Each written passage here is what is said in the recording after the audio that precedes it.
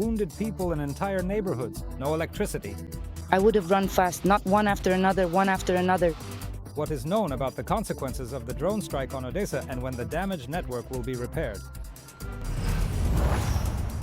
The kill zone is expanding. Orikhiv is under constant attacks from FPV drones and aerial bombs.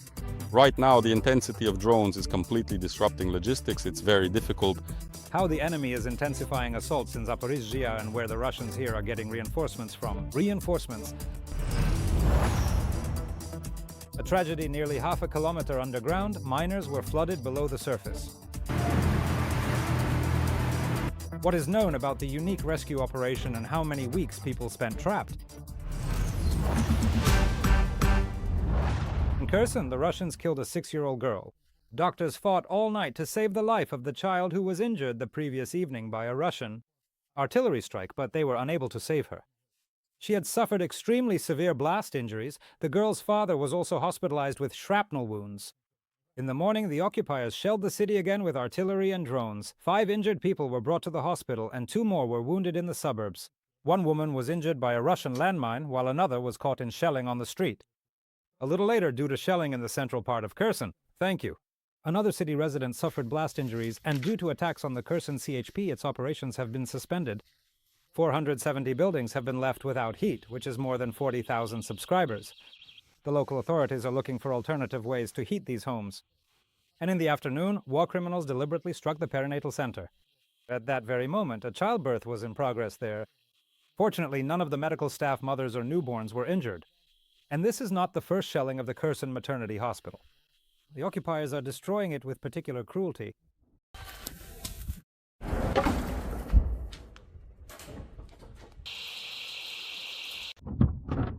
50.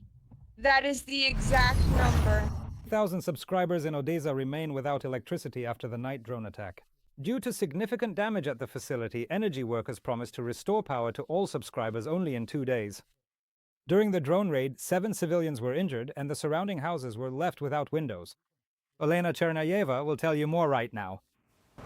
The enemy directed attack drones into a densely populated residential area in a sleeping district of Odesa. Several dozen Shaheds flew here one after another. Residents of the high-rise buildings endured a night of hell. To the sound of explosions, they ran to take shelter in a nearby school. We were running away. There was a Shahed here. My phone wasn't working. I just heard one explosion and I quickly ran out from the 3rd floor. But not one after another. More than 30 people needed psychological help. People say it was very frightening. The buildings were shaking and everything around was falling down. The impact was so strong, I jumped up. We were just lying there. We ran out, grabbed the dog, the cat. Our cat was ahead of us. And then the blast wave, the wave threw the cat into the next room. It shook so much that we thought it would just collapse. The house. Sava is shaking now. You can't leave him alone because, of course, he's like a child. No, I can't eat. No, he can't either. None of us have eaten yet, even though there's food. When everything is so close, because I also live not far from here, it's very frightening. The house shook so much, everything was terrifying. One after another, the strikes kept coming. In the morning, utility workers clean up the debris and broken glass. Residents of apartment buildings are left without windows and doors. For now, everything needs to be temporarily covered with plastic or boards, 2,500 window panes. Well, here's the window. On the 4th floor, even the door was blown off. And the plaster crumbled too. There's heat, there's water. And we've stocked up on gas cylinders and portable stoves. They promise the electricity will be back on the 6th. We hope the refrigerators will hold out. Most of the damaged buildings are equipped with electric stoves. So the locals are not only without electricity and with broken windows, but also without hot food. Charity workers are warming people up with tea and hot meals.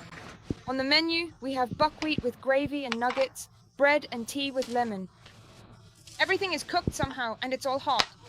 People are very tense because the night was very loud and frightening. People are anxious, hungry, and they have no electricity. There is a significant and urgent need to provide essential hydration and nourishing hot meals so people can eat, drink, and at the very least feel a little more comfortable and hopeful right now in these challenging times. A fire broke out at the site of the strikes. When emergency workers were already extinguishing it, another air raid alert sounded and a second wave of attack began. The rescuers waited out the danger in a shelter. Debris damaged the fire truck. Energy workers say that the damage to the energy facility is significant, and they are not even promising to restore power supply sooner than in 2 days.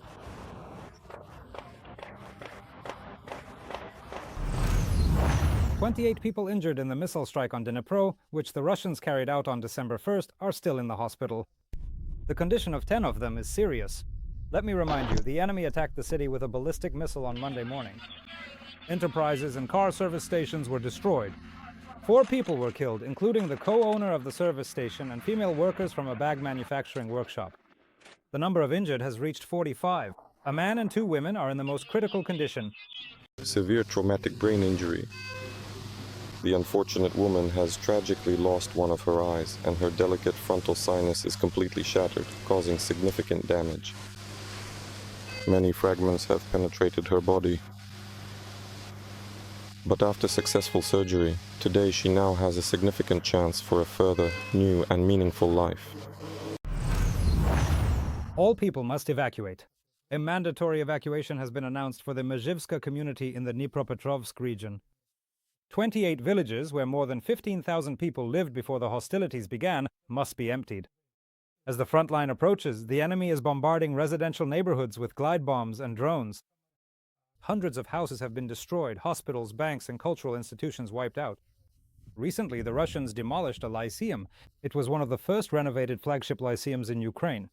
The forced evacuation will continue until December 20th, and the very next day, all medical services, social support, partial electricity supply, as well as water delivery and humanitarian aid will be completely stopped.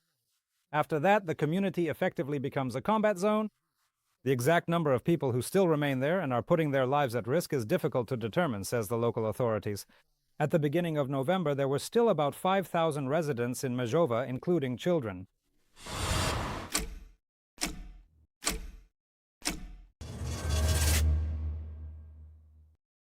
The Phantoms act precisely and without error. Today, fighters from the Phantoms special unit of the main intelligence directorate destroyed it, a Russian MiG-29 fighter jet. You are watching footage of its destruction. The fighter jet was stationed at the Kacha military airfield in temporarily occupied Crimea. Last night, the Irtish airfield radar complex near Stavropol was also hit. Special units of the main intelligence directorate are systematically weakening Russian air defenses over the temporarily occupied peninsula. In September, the Ghosts burned 2 Russian B-12 Chaika amphibious aircraft. There were also fires last night in Russia. Eyewitnesses counted at least 6 explosions in the Stavropol region. Drones likely struck the large Azot chemical plant in Nevenomysk. It is one of the largest producers of nitrogen fertilizers and ammonia in Russia, and also supplies raw materials for explosives to the occupiers. Perhaps that's why the plant has repeatedly become a target for drones. Residents of the city of Orikhiv also reported at least 10 explosions last night. The Russians complained that the loud noises nearly shattered their windows. They say the drones were flying low and something kept flashing in the sky. There have been no official confirmations of the attack yet. However, some public channels report that a strike hit either near or directly at the local thermal power plant. It exploded, it did, and then there was smoke. The gods of war. Today, artillerymen and rocket forces are celebrating their professional holiday. They are the ones who cover the infantry when they repel attacks or quickly master new Western equipment such as HIMARS. Artillerymen wipe the enemy off Ukrainian soil along with their depots and military equipment. They are always present on the battlefield, whether it's attack or defense. A memorial sign and an art installation have been unveiled in Kyiv. Bells made from artillery shells, which anyone can ring to support those who keep the enemy at bay. The president also thanked the artillerymen for their professionalism and heroism, awarding them with service honors. He says these warriors fight every day for Ukraine as if for themselves. And this is a worthy example for every Ukrainian. Today I want to thank you, your comrades, Ukrainian warriors, for your defense of our state, for your protection, for your achievements for Ukraine. I am proud of you, and I congratulate all of you on your day, the day of missile forces and artillery. And I ask you to always remember our people, all our warriors, who unfortunately gave their lives defending Ukraine, our state. The enemy has advanced in Donetsk and Kharkiv regions. This was reported by the analytical portal Deep State. In particular, the Russians have entered Yampil and for the first time in a long while have advanced in Vovchansk. Analysts also note movement near Mirnohrad, where the occupiers have formed their main strike force and have become bogged down in urban fighting for Pokrovsk. There, the defense forces are holding the northern part of the city, according to the commander-in-chief of the Armed Forces of Ukraine, Oleksandr Syrsky. He says the enemy cannot break through with direct attacks, so they are trying to concentrate assault groups and advance around these settlements. The Russians also want to cut our defenders off from logistics, the transport of ammunition, and the evacuation of the wounded, so the logistical corridors have to be constantly expanded. At the same time, the enemy continues to spread disinformation along various sections of the front. Today, Russia is spreading fake news about allegedly controlling Dobropillia near Huliaipole in the Zaporizhzhia region. But the occupiers' claims have nothing to do with reality, according to the General Staff. In fact, an enemy sabotage and reconnaissance group. They infiltrated the outskirts of this village, taking advantage of worsening weather conditions. Now, however, this sabotage and reconnaissance group has been destroyed, and the settlement is under the control of the armed forces of Ukraine. From infantry to mechanized assaults in the Orikhiv direction near Mala Tokmachka and Novodanilivka, the enemy has intensified offensive actions. Every day, if not motorcyclists, then lone infantrymen try to sneak closer to our trenches. And then there are tanks and BMPs as well. The enemy, reinforced by reserves from the 98th Airborne Division, is pressing along the entire front. The kill zone has expanded by several more kilometers from Orikhiv. Cities are being destroyed by aerial bombs and civilians are being killed by FPV drones. Ruslan Yarmoliuk will explain everything in more detail. Primarily, these advanced systems are FPV explosive kamikaze drones. Their primary objective is to hunt down and target various types of enemy vehicles. Being under camouflage nets doesn't mean you're safe. There are a lot of holes and a lot of vehicles stuck. FPV, the military crossed the open area to Orikhiv at high speed. The kill zone has expanded by several more kilometers in all directions. Every 6 months, a few more kilometers are added. In other words, if earlier Orikhiv itself was less vulnerable to drones, now it's a constant threat. Now, the intensity of drone activity is disrupting logistics. It's very difficult in this situation. And well, you can't always anticipate it even if you try. Some drones you can spot, but those with fiber optics are just impossible to detect. Serhiy, callsign Burstin, has been fighting since the beginning of the full-scale invasion. As an infantryman, he stormed Robotyne. That's where he sustained serious injuries during a tank shelling. He survived. The hardest part was just listening to what was happening there, how many of them there were, how many people were wounded, and that we even had to evacuate them, carrying them out. The hardest thing was that you couldn't do anything to help. After Serhiy, his brother Vasil also joined the military. Both of them now serve in the same unit. I had the opportunity to go abroad more than once. And just like many people say, if you have the chance, leave. But on the other hand, I want to live here in Ukraine. I don't want to leave my land. And just as many people mistakenly think that when the enemy comes to them, that's when they'll defend their country. By then, it will already be too late. From tanks to IFVs, the enemy is increasingly resorting to mechanized assaults along paved roads, pushing in the areas of Novodanilivka, Mala Tokmachka, and Nesteryanka. Recently, the enemy has been regrouping in the Orikhiv direction. They are bringing in fresh reserves, deploying new units, including airborne assault troops. There was a time when this apartment in Orikhiv was lively and cozy. Now, with the approach of the Ruski Mir, it's nothing but emptiness and ruin here. The houses are destroyed. Children's playgrounds are mangled by shrapnel and overgrown with weeds. In the abandoned apartments, belongings and photographs remain. Life has left this place. He called Russia's defeat a complete illusion. The Belgian Prime Minister, in a loud statement, explained why he is against the confiscation of assets, the aggressor country. In an interview, Bart de Wever expressed doubt that Moscow would lose the war or pay reparations to Kyiv for the damage caused to Ukraine. He called the idea of Russia losing a fairy tale and an illusion. He even added that it is undesirable for Moscow to lose because then, in a country that possesses nuclear weapons, instability will arise. Bart de Wever also said that his government had received warnings from the Kremlin about possible risks if Brussels actually uses frozen Russian funds for a loan to Ukraine. At the moment, the European Commission is trying to overcome Belgium's resistance where a significant portion of Russian funds are frozen and to find a mechanism acceptable to Brussels. One that would allow the financing of Ukraine's needs. So far, this has not happened. The day before, Belgium's chief diplomat criticized the proposal and reminded that his country wants full coverage of the risks it may face. So, what could convince the Belgians to actually confiscate the terrorist country's money, and how might Russia react to such actions? What, in your opinion, are the Europeans most afraid of in this situation? Be sure to share your thoughts in the comments under this broadcast on YouTube, and of course, don't forget to like and subscribe to the channel. In the meantime, I will continue with the TSN broadcast.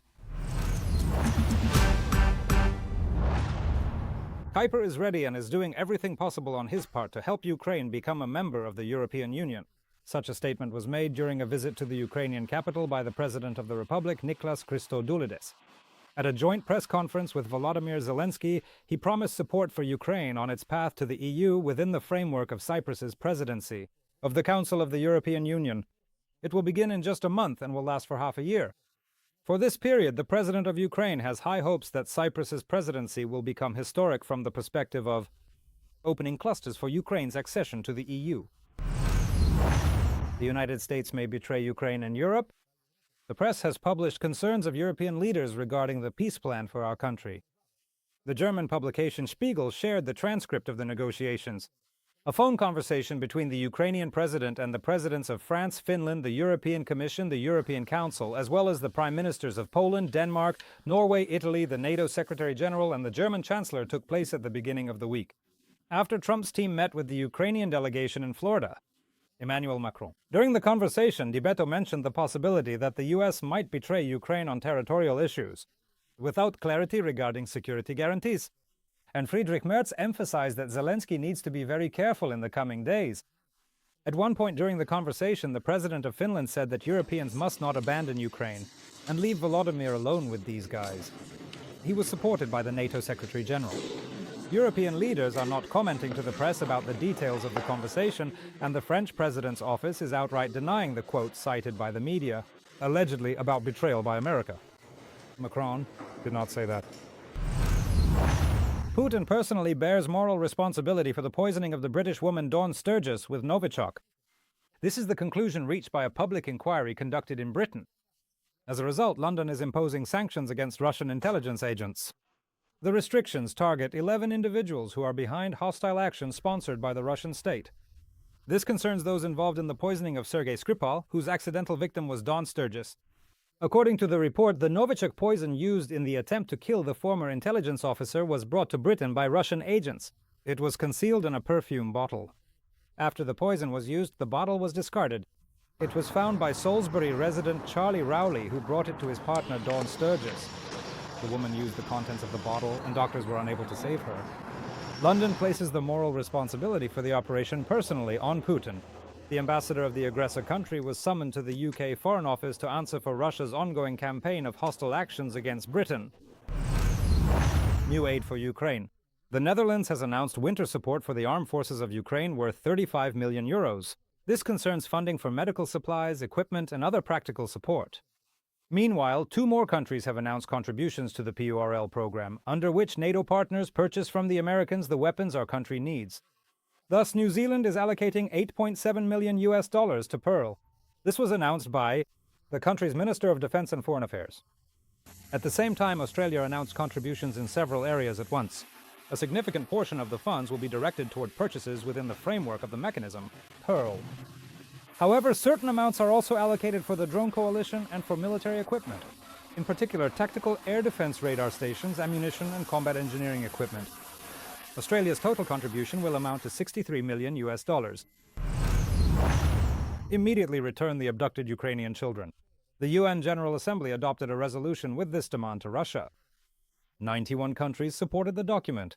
12 countries opposed it, including Russia itself, Belarus, Burkina Faso, Cuba, North Korea, Iran, Niger, Nicaragua, Sudan, and several other African states.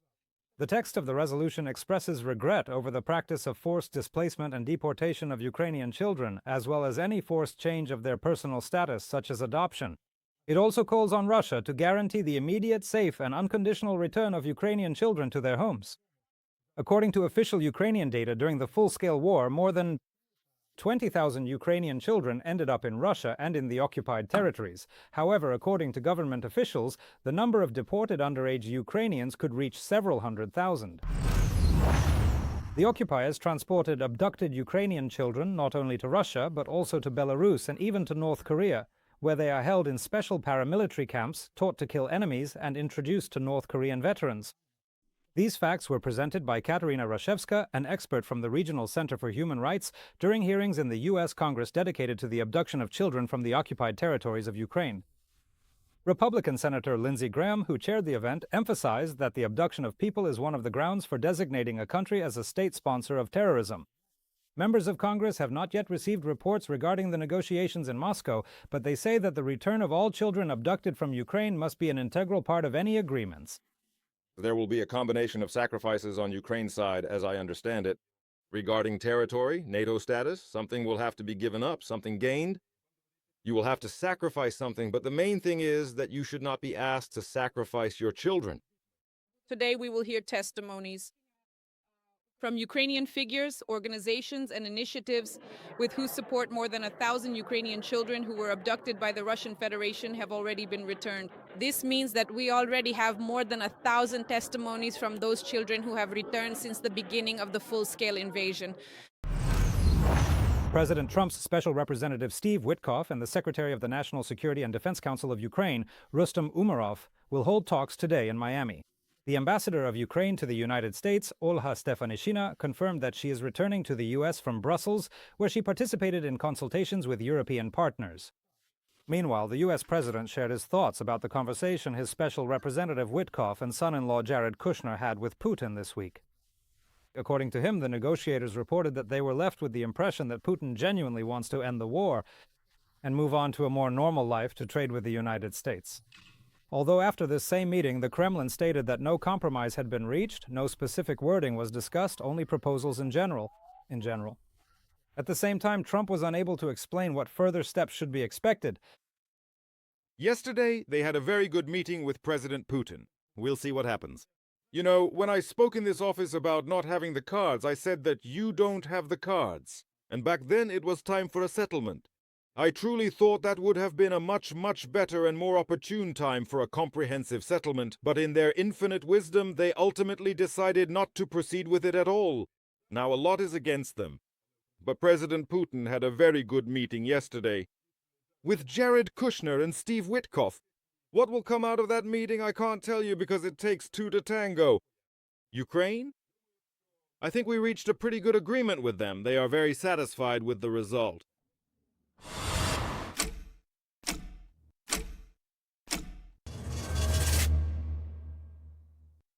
A TCC serviceman was killed in Lviv. The night before, during a document check, he was attacked by a 30-year-old man with a knife and pepper spray. The wounded ATO veteran was taken to the hospital with a critical injury to his femoral artery. Despite the doctor's efforts, they were unable to save him. This morning, the serviceman died from critical blood loss. The attacker was detained. The prosecutor's office will insist that he be taken into custody without the right to bail. The perpetrator faces up to 12 years of imprisonment. Deferral for conscripts, even those who are wanted. Now, critically important enterprises in the defense sector will be able to defer employees whose military registration documents are improperly processed, or if they don't have one at all, or if the person is even wanted by the authorities. Such Ukrainians are given a legal grace period, a temporary deferral for 45 days, to resolve all discrepancies in their paperwork. In this way, the state is trying to address several problems at once. In particular, more highly qualified workers will remain at enterprises, and men who previously had issues with their documents will come out of the shadows and work legally, explain MP Halina Yanchenko and lawyer Lydia Karpliuk. Each person can receive such temporary exemption only from a defense enterprise, and only once a year. According to the General Staff, there are about 1.5 million men who have issues with their military registration documents. And accordingly, this is a personnel reserve that remains unused. Perhaps not completely, but partially, the problem of personnel shortages can be addressed thanks to this law. For those who have violated military registration rules, this is a great opportunity to officially get registered and resolve these issues within those 45 days. The issues with the Territorial Recruitment Center. Aerial reconnaissance and interception of enemy drones. The National Guard members of the Helios drone unit are honing their skills during rotation. They attack moving targets and learn to counter UAVs. See how drone operators work in the report by Tetiana Komic. In this bus, according to the training scenario, are Russian mercenaries, an instant attack by an FPV drone, and another group of fighters uses an anti-drone rifle to bring down an enemy UAV. Landed on its tail in the TV. Attention, drone on the ground. And this drone takes off to scout whether the enemy is hiding in the ruins. Because the fighters of the Helios unit spotted an enemy drone in the sky, we saw some kind of training in the ravine, so we know exactly where to look for it. While one sets up the equipment, others install the antenna to boost the signal. We raise the antenna, and it turns out we open up a new radio horizon for ourselves, which is more stable. Now we can go further in and strike the enemy. The enemy tries to hide among the bushes and abandoned buildings. The operator doesn't take his eyes off the monitor. This is a room, another room. Sometimes we had to search for such positions, detect movement and respond. The Helios UAV unit was formed 2 years ago. Its fighters fought near Pokrovsk and in Zaporizhzhia and only recently returned for rotation.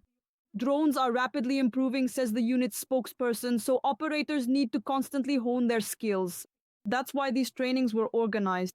We tried to make it as close as possible to the realities, to the events that are happening at the front, which our guys face every day. Before the war, the fighter with the call sign Baika 26 used to install solar panels. On the second day of the full-scale invasion, he arrived at the military unit. We served guarding strategic facilities and then gradually started working with those drones, handing them out, tinkering, trying things out. During his time working with drones, he says the fighter fought both in the forests and on the plains. He admits that working in open areas is much more difficult because there's nowhere for a drone operator to hide. We were in the Donetsk direction, stationed in the forest. I wouldn't say it was super safe there. An illusion of safety or something else. In Zaporizhzhia, it was a bit harder because we were holding the defense out in the fields. After all the trials, Baika says he's happy to see his family, but his thoughts are constantly with his comrades who are still there. Reporting from near Pokrovsk, Tetiana Komich, Anton Onishchuk, Volin, TSN 1+1. More than 2 weeks underground, that's how long the search and rescue operation lasted at one of Ukraine's mines. The accident happened at a depth of over 400 meters. There, a pulp mixture made up of solid minerals and water burst through. The flow rushed toward the miners. Filling all the cavities, the work of clearing the mine was difficult. They say that sometimes the state emergency service had to work under extreme conditions. They were waist-deep in water and had to move around in inflatable boats. Eventually, they managed to clear the level. Unfortunately, not all the miners could be saved. 2 of them died.